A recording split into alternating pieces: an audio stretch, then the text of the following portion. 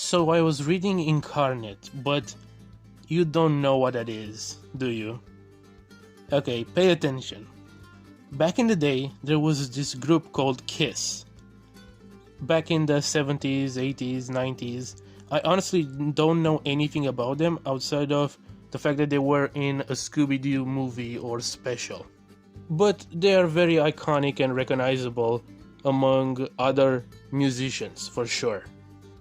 Anyway, one of the members made his own brand of comics with an anthology format called The House of Horrors, which was interesting to me because it reminded me of The House of Secrets or The House of Mystery from DC Comics. It's where characters like Cain and Abel and Destiny of the Endless came from before they were introduced in Sandman, or characters like Swamp Thing originated from before his solo run. Coming back to this, one of the comics made in this series of anthologies was by his own son. It was apparently terrible and nobody liked it. So what did they do as a next follow-up? Logically, exactly, they gave him his own comic. And he came back with Incarnate. And this comic just blatantly copies Bleach. The art style, the way everything is drawn, like the art is literally traced. Not even funny how shameless this is. But while reading this, I was just kinda enjoying it because it's such a relic of its time. It gave me a feeling that I'm stuck in the 2000s again. And this kinda made me nostalgic for Bleach, a show that I absolutely have not watched when it aired, yet makes me feel like I'm back into that time period. And even though I'm not the biggest fan of the series, as I have my critiques of it, I think one of the things that makes it special, looking back retrospectively, is its almost perfect depiction of the time, the presentation, making you feel like the 2000s, especially in its first arc. The way characters are dressed is one of my favorite things. You could tell that Kubo was into fashion to some extent. It just encapsulates that time period, and there's so much thought put into it and how those characters are dressed. Even in the first opening, I don't know if Kubo necessarily worked at the first opening, but even the way characters look in the first opening of the anime, you could tell it's not just some throwaway clothes. They went out of their way to make it look like something people would actually wear. The neighborhood, the graffiti, the places that in theory could be seen today, it's not like architecture changed that dramatically, but that are so associated with the late 90s, early 2000s. There's something to be said also about the shows set in high school that kind of stay in high school. Shows that have a plot but also are episodic adventures and building characters episode by episode instead of them being incidental to the plot. The start of Bleach is just beautiful and feels just right. And I think one of the problems of the series later on is that it becomes a plot-heavy show with character introduced in the service of the plot, rather than the plot being built around characters. We have this cast that we build at school in the first arc, and then most of them are either not used, because you can't have cool fight scene with them, or even the guys who have superpowers are always beaten or put in side stories that nobody cares, because Bleach becomes more about the fight scenes and having fight scenes than the characterization itself, outside of a few characters like Ichigo, who always will be the main character.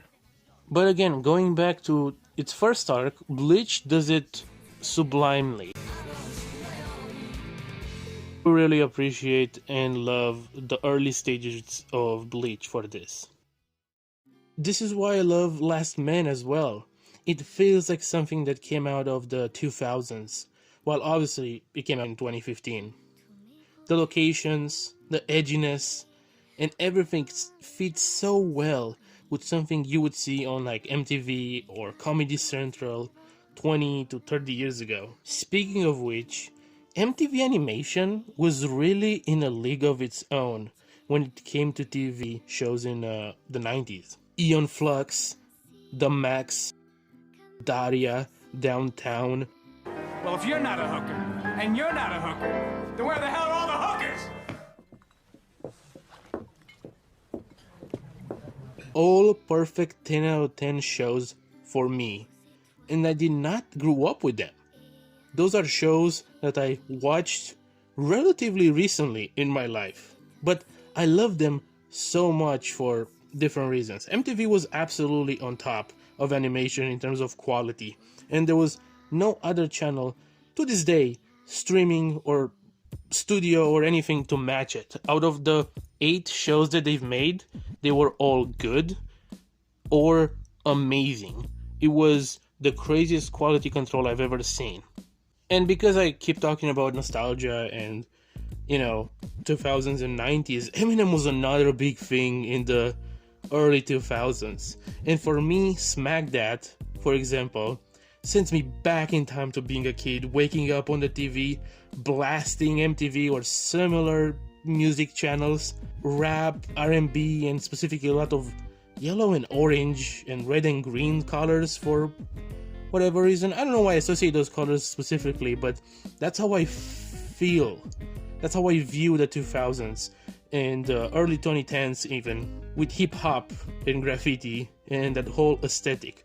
I understand that in America, urban is usually a diminishing term and sometimes used to be straight up racist, but to me, that is my experience with the time period, at least on TV. That's how I feel about the time period. That's how I feel about 2000s. And keep in mind, I was born in the early 2000s, so I didn't experience the 90s, and I experienced most of the 2000s around like 2008, 2009, when I actually had a consciousness. But at least where I'm from, I grew up with stuff on TV like Cartoon Network that aired stuff from the 90s, from the 2000s. So I had the experience of getting to see animated shows from all time periods and even from other places such as Japan or France.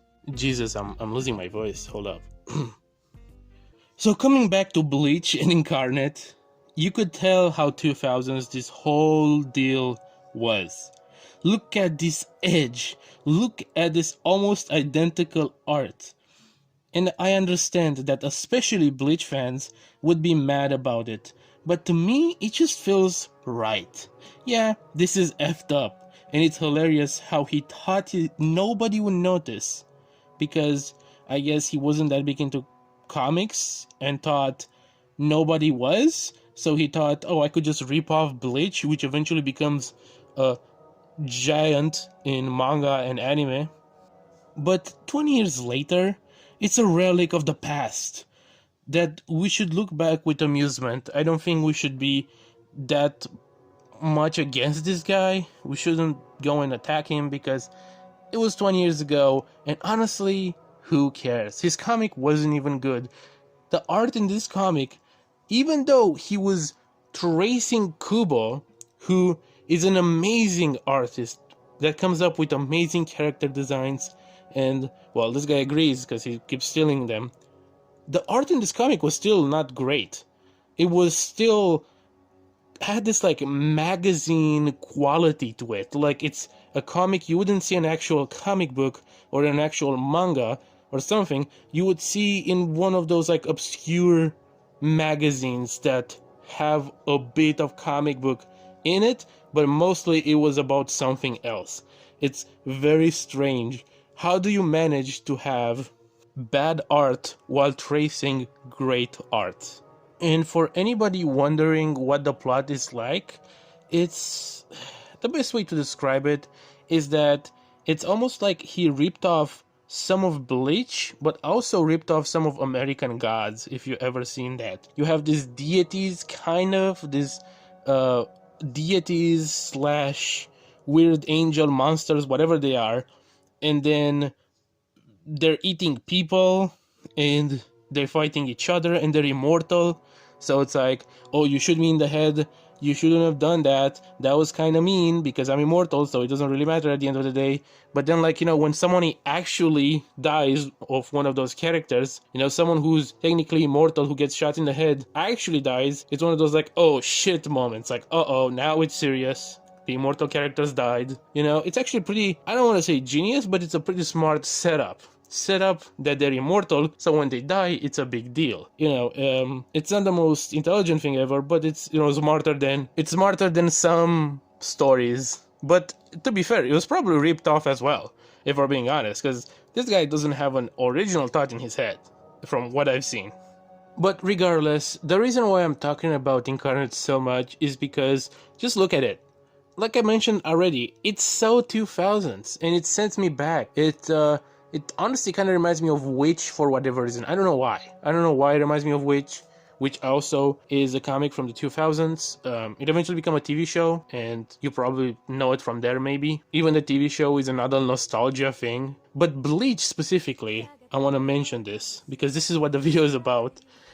Bleach mastered the 2000s time period. It mastered that aesthetic, and it encapsulated very well, given that it wasn't trying to. It just came out in that time period, and it was good at depicting it. I can't go to watch Naruto and expecting that, because Naruto is set in a weird combination of old Japan from like the 16th century with early 1900s and, magical ninja stuff. Dragon Ball is a journey to the West inspired world, so that doesn't even give 80s or 70s when you watch it, really, outside of the martial arts aspect, which was popular at the time.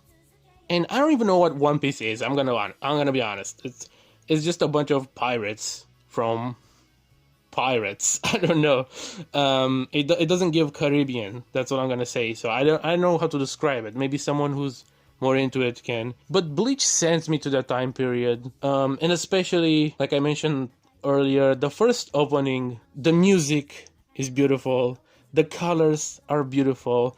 The clothing, the kind of weird slice of life anime vibe to it, and it is kind of like a slice of life. It's like if a slice of life also had kind of a plot, it's one of those like, hey, let's save the world from ghosts and spirits, but let's go home at the end of the day, let's go to high school at the end of the day. And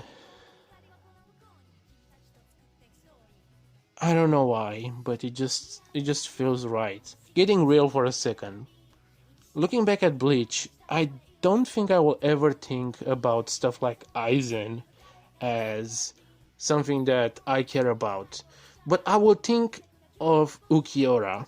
I would think of his design, his character, the way it embodies that edginess of the 2000s, early 2010s. And I will look at that and say, this is earnest. Aizen could be a villain that came out any period of time. But Ukiura, just like Itachi, is a product of that time period. The clothes and everything in Bleach are a product of that time period. And the locations and the music of the openings are a product of the time period. And maybe this is just me, but that is the appeal of Bleach.